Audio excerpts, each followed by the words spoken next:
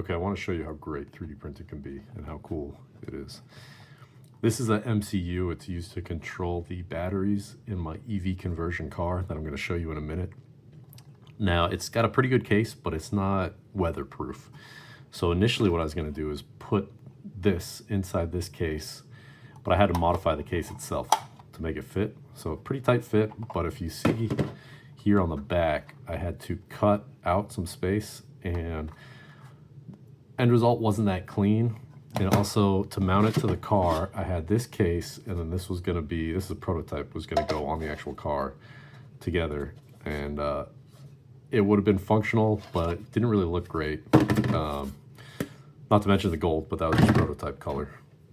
So what I came up with now is a standalone unit here. This is a carbon filament, and just look at how well it prints. There's no layer lines on it. It's just got this kind of what I'm calling matte finish, and it's great. Threaded inserts that I epoxied into place, and you can see the design inspiration here for the silhouette. So how's it gonna go? Since I already kind of hacked up the original box, I'm actually taking it out, and the board itself is gonna go here on this white PLA, and then this board fits in here. Now it's a tight fit, so I'm not going to do it right now, but that goes in there.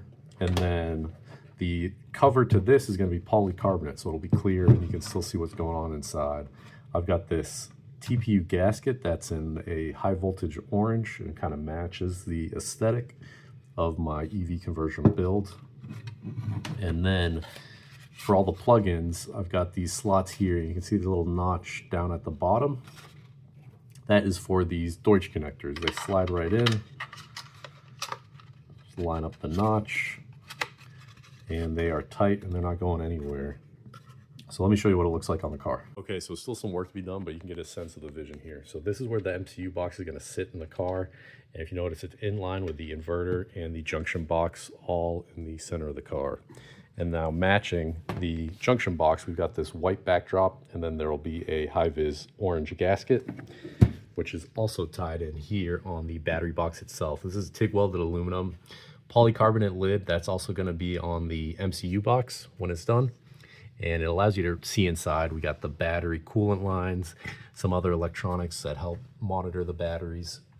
And overall, I'm really liking the look of this build, and check out my page if you want to see more on it. Thanks.